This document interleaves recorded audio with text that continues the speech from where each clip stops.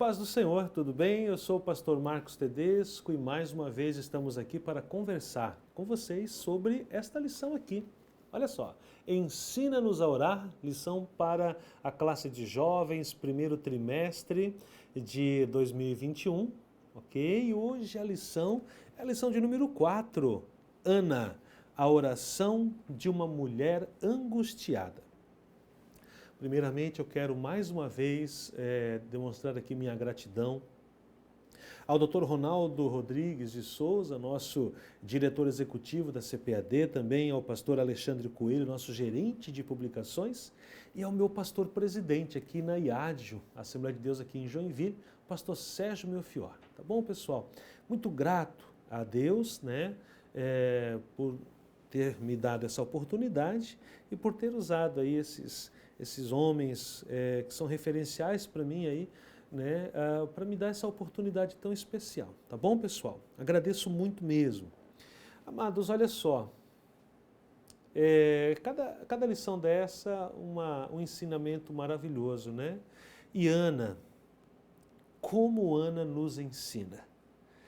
Ana, a oração de uma mulher angustiada. Como ela tem coisas preciosas a nos ensinar. Vamos nos atentar a algumas questões. Mas antes disso, eu quero conversar um pouquinho com você ainda sobre aqueles tópicos iniciais, aqueles pontos iniciais, né?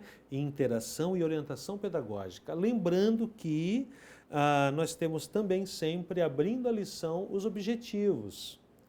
Os 3 objetivos da lição atual: comentar as limitações impostas pelos sofrimentos, refletir acerca da essência da oração de Ana e reafirmar a importância de sermos gratos a Deus. Ao final dessa lição, é importante que você, ao analisar esse contexto todo, você consiga, né, responder positivamente a essa pergunta. Eu consegui contemplar esses objetivos em minha aula? Se a sua resposta for positiva, se a sua resposta for sim, com certeza os seus alunos aí serão acrescentados e terão alcançado os objetivos que são esperados. Tá bom, pessoal? Vamos lá. Interação e orientação pedagógica. Acompanhem comigo. A interação, meus amados, ela traz a seguinte orientação nessa lição. Nós, professores, quando estamos trazendo matemática, um recurso que nós sempre precisamos utilizar e utilizar amplamente, meus amados. Qual recurso? As ilustrações, né? Nós trazemos muitas vezes ali, né, o assunto, a temática, a defesa teórica acerca daquilo, uma explanação, né, teológica sobre os pontos que são desejáveis, mas é necessário, em qualquer faixa etária, lembrando, claro, que professores de crianças e adolescentes, isso é obrigatório, né? Mas agora, jovens, adultos, isso é desejável. Eu diria o seguinte: quem lança mão desse recurso, quem usa esse recurso, sai na frente. Que recursos são esses? Né? As ilustrações. Você trazer exemplos para a sala de aula, você trazer histórias, né? Fatos, elementos conhecidos, você trazer imagens de lugares, né? Então isso é muito importante, você está falando de um assunto e você poder mostrar. Então, por exemplo, eu para escrever essa lição, falar de Ana, eu tive que entender um pouquinho como é que era o arranjo familiar naquela época, por que Ana sofria tanto. E quem me ajudou a entender isso foi justamente o pastor Esdras Costa Bento, com esse livro aqui da Casa Publicadora, A Família no Antigo Testamento, História e Sociologia. Aqui vai falar justamente sobre essa questão da família, né? Essa questão em que consistia o problema da esterilidade da mulher, né, dentro daquela sociedade que sofria, né? Por que ela sofria tanto? O que fez Ana chegar diante ali, né, naquele momento, naquela oração, e orando, não consegui nem pronunciar palavras, ser vista ali pelo sacerdote como alguém que estava até embriagada. Então, para entender isso, eu precisei ter ilustrações, e essa ilustração, por exemplo, o pastor Esdras me traz nesse livro. Então, o que eu recomendo a você? Construa um banco de ilustrações, um banco de informações. Esse banco de informações você pode botar ele físico, por exemplo, numa pasta, com recortes, com impressões. Você pode colocar ele organizados num arquivo ali, normal, aquele arquivo suspenso. Ou você pode fazer como eu faço também, né? Eu tenho alguma coisa em arquivo, mas praticamente hoje 90% das minhas ilustrações, do que eu tenho de banco de imagens e de informações, eu tenho digitalizado todas elas, porque fica mais fácil de você acessar e também, né, eu como um bom portador de renite, né, eu quando pego o papel mais antiguinho eu sofro bastante, então eu gosto de ter o artigo, o material virtual, então eu faço uma foto, eu faço um print e deixo guardadinho. Então essa é uma dica especial para você, é uma dica bem legal aí para você poder ter, né, sempre na mão essas coisas. E é interessante, você vai guardando e vai classificando. Então você pode ter, por exemplo, uma pastinha no seu computador, histórias envolvendo oração e fé. Então você viu ali uma história, por exemplo, de uma pessoa que através da oração viveu tal experiência. Salva, printa aquela página da internet, não esquece de guardar também a referência para que você possa, usando, citar no final do seu material, né? Coloque ali, eu vi uma matéria sobre arqueologia bíblica falando, ou geografia bíblica, ou, né, falando sobre a cidade onde Ana morava e foi para tal lugar. Guarda, printa, classifica, deixa prontinho. E quando você for usar, é só você ir naquela pastinha, abrir e você vai descobrir que na sua mão você tem muito material e a sua aula vai ser muito mais rica, muito mais enriquecedora. E isso a gente pode ter também com relações ao corpo humano, relações a doenças, relações à superação, com relação também a próprios personagens bíblicos, enfim, as possibilidades são muito grandes. E agora falando de orientação pedagógica, então nós temos também essa possibilidade de pensar aí essa dica, agora específica mais para essa lição. E essa orientação pedagógica da lição 4, ela vai trazer, né, algo muito legal, ela vai trazer uma proposta de reflexão acerca do voto. Né? Esse voto, essa promessa, esse compromisso que a pessoa faz quando ela pede algo a Deus. Senhor, eu estou te pedindo um filho, eu preciso. Mas ao mesmo tempo que ela pede um filho, ela já coloca, Senhor, essa é a minha oferta a ti. Né? Eu ganhando o meu filho é teu, eu vou trazer a tua casa. É interessante isso, né? E a gente tem vários personagens bíblicos em que, em um certo momento, foram levados a oferecer o seu filho a Deus, a oferecer o seu filho, a oferecer algo muito precioso para si. Então, estudar esses personagens e permitir, né, que os alunos percebam que grandes personagens bíblicos tiveram que também, em certos momentos, né, abrir mão de coisas muito preciosas, muito importantes, a fim de melhor realizar o propósito de Deus para as suas vidas. E aí traga uma aplicação prática para os seus alunos. E pergunte, né, o que você está disposto a entregar nas mãos do nosso Senhor Jesus? Né? O que você está disposto a abrir mão? Né? É importante trazer essa temática com certeza. Bom, meus amados, falando um pouquinho agora sobre os itens da lição, nós temos ali a lição também dividida em 3 grandes tópicos, né? O primeiro tópico, Ana, né, a sua condição de mulher estéril e rival. Depois, Ana roga a Deus que lhe dê um filho. E por último, Ana louva a Deus por sua resposta. Vamos agora estudar cada um deles em separado, fazer um breve comentário? Então vamos lá. Bom, pessoal, Ana, a sua condição de mulher estéril e rival. E sua rival. Bom, pessoal, aqui eu tenho 3 pontos que são importantes serem bem destacados para os seus alunos. Primeiro, uma história de sofrimento. Né? Isso aqui é interessante porque é preciso explicar para os seus alunos que a esterilidade Hoje ainda, quando a gente encontra uma família que tem o problema da esterilidade, não consegue ter filhos, ainda hoje a gente vê pessoas sofrendo muito, né, e se sentindo muito, digamos assim, muito abatido por essa questão. Às vezes demora muitos anos até aceitar a esterilidade e considerar até a possibilidade de adoção e tudo mais, o que é um ato maravilhoso e belíssimo. Agora você imagina num tempo bíblico onde a mulher ela tinha como uma das suas principais funções, né, gerar filhos. Para entender melhor esse processo, eu recomendo novamente, né, esse livro aqui que a gente já falou, do pastor Esdras Bento. E na lição eu falo um pouquinho sobre isso e também, meus amados, eu coloco um pouquinho desse livro justamente nos subsídios 1 e 2. Então, você que não tem acesso ao livro, dá uma olhadinha aí na sua própria lição, na página 30, onde eu vou falar um pouquinho sobre essas questões, né, no subsídio 1 e no subsídio 2. No subsídio 1 eu falo exatamente deste livro, e no 2 eu falo um pouquinho também, é um texto também do pastor Bento, mas aí de um outro livro dele falando sobre a questão da graça.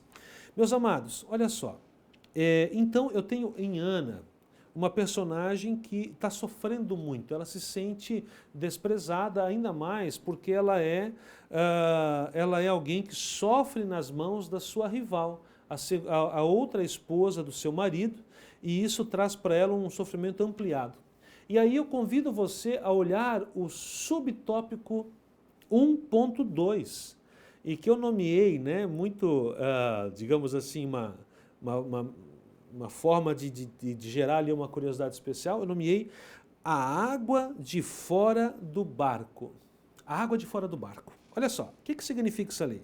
Significa justamente, né, que nós temos ali uma situação onde as lutas são grandes, os problemas são grandes. Mas nós precisamos entender que o que faz realmente um barco naufragar é o volume de líquido que se deixa entrar dentro do barco. Entendeu?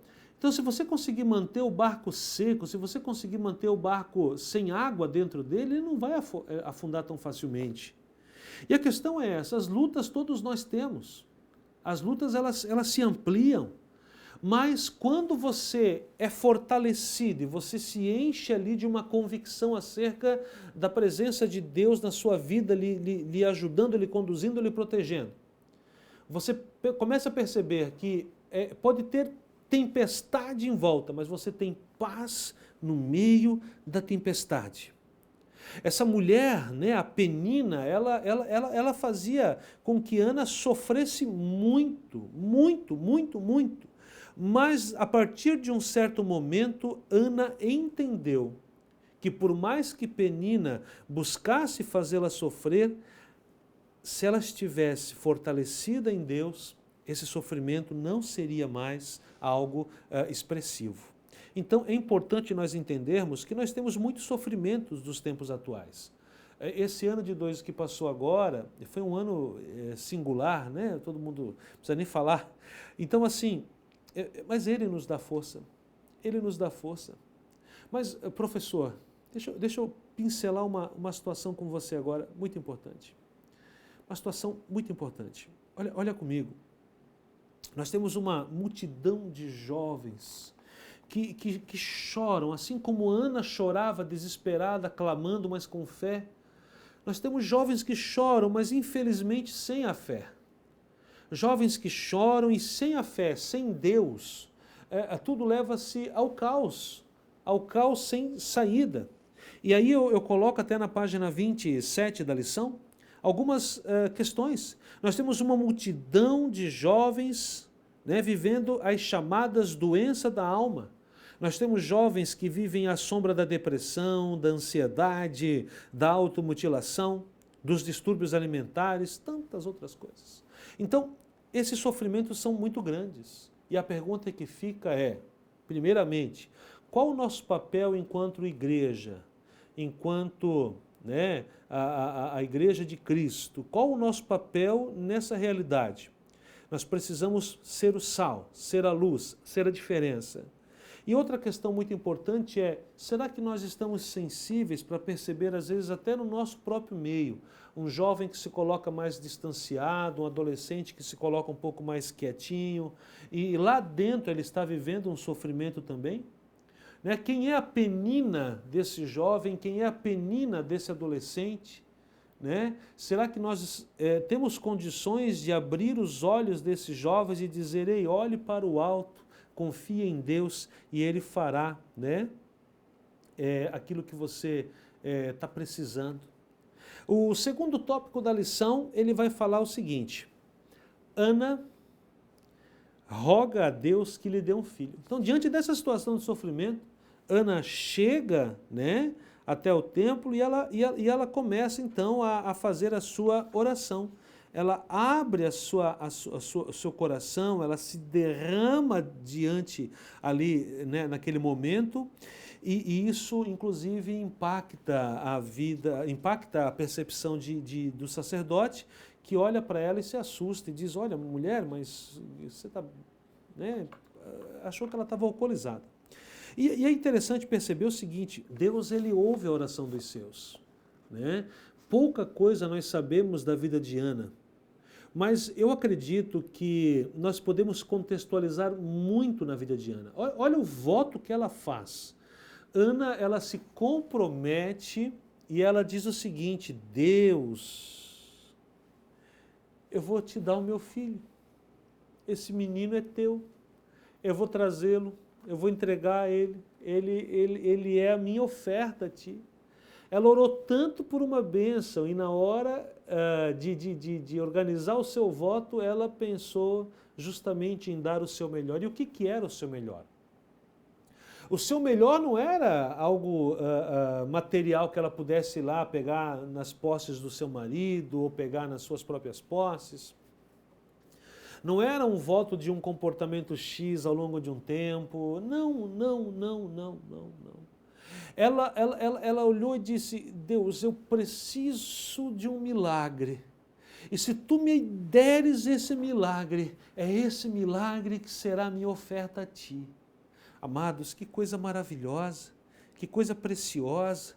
Então, por que eu posso entender que Ana, né, ela era uma mulher de Deus? Ninguém que não é de Deus faz um voto tão precioso a Deus, dizendo, Senhor, eu vou te dar o meu melhor, pega, e eu estou feliz em fazer isso. E ela estava tão feliz que no final da história, a gente conhece, né? Deus deu a ela mais filhos. Então Deus ouve a oração dos seus, isso é importante destacar para com os adolescentes, melhor dizendo, os jovens, né? Também, uma coisa muito importante que eu vejo ali em Ana, a gente encontra no subtópico 2.2. Ou seja, né, há um derramar a alma, né? Ali tem no versículo 15, olha só, derramado a minha alma. O que é derramar a alma? E nessa hora eu lembro de Moisés, né, que expande o seu coração, dilata o seu coração, e Deus percebe e Deus fala com ele face a face. Por quê? Porque ele se derramava diante do Senhor. Essa é a ação, né? Até que ponto que nós conseguimos realmente nos derramar, né? Nos abrir, nos entregar. Isso é maravilhoso, pessoal. Então, ela derramava a sua alma, e quando Deus percebe que nós estamos, então, realmente nos derramando diante dele, colocando aos pés dele todas as coisas, olha que lindo, nós recebemos a consolação, vai em paz. Por quê? Porque eu cuido de ti. Vai em paz. Por quê? Porque eu ouço o teu choro, né? Ela trouxe como oferta de gratidão o seu melhor para Deus. Ela já ora, ela já chora dizendo, Senhor, eu vou te dar o meu melhor, né? Então nós precisamos buscar isso. Nós precisamos mostrar para o jovem a necessidade de ter uma vida pautada em Deus sempre, meus amados. Isso é muito importante, tá bom?